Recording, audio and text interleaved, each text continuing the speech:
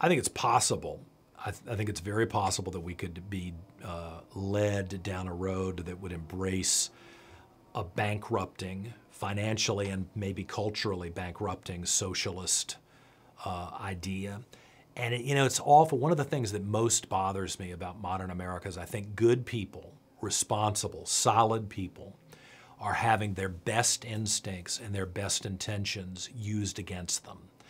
The desire by Americans to not have other Americans in poverty, I think, is a noble instinct, because there are other parts of the world where culturally, that's not my problem. The attitude is, I'm not going to look at the person in the street. It's not my issue. And maybe a percentage of the population worries about it. But I think rank and file Americans, old, young, white, black, don't like seeing people suffering in their culture. And maybe it is the Judeo-Christian background that you've got to reach out and try to help people. The question is, how do you help them? And I think a lot of people are being led astray into believing that the government, through social programs, very expensive social programs, are going to solve these problems.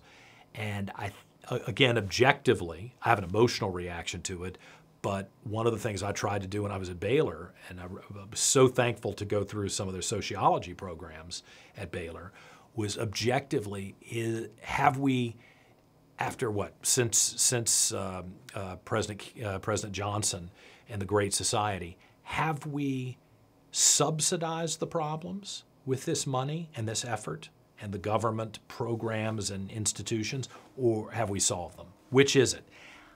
I hate to reach the conclusion that we've subsidized the problems. And in many ways, I think, especially with the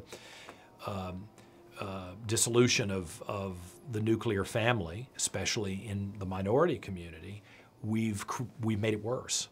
And I think sober, responsible people need to put aside political affiliations and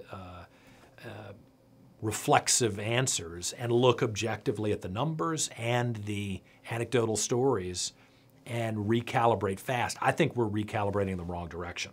And I do think that it's possible for us to go down a road that will be unrecoverable in the short term. It worries me because I figure if I'm lucky, I got another 20, 30 years to be alive.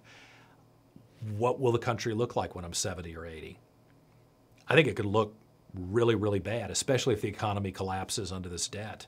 I think it could look really, really bad. And I've been in Greece, I've been in Italy, I've been in countries, some of the South American countries that were so wealthy just 50, 60, 100 years ago.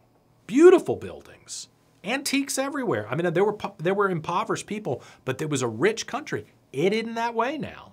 They made the same calculated decisions that it seems to me we're making now, and they're in a much worse place, I think, than they were at 50 years ago, 60 years ago.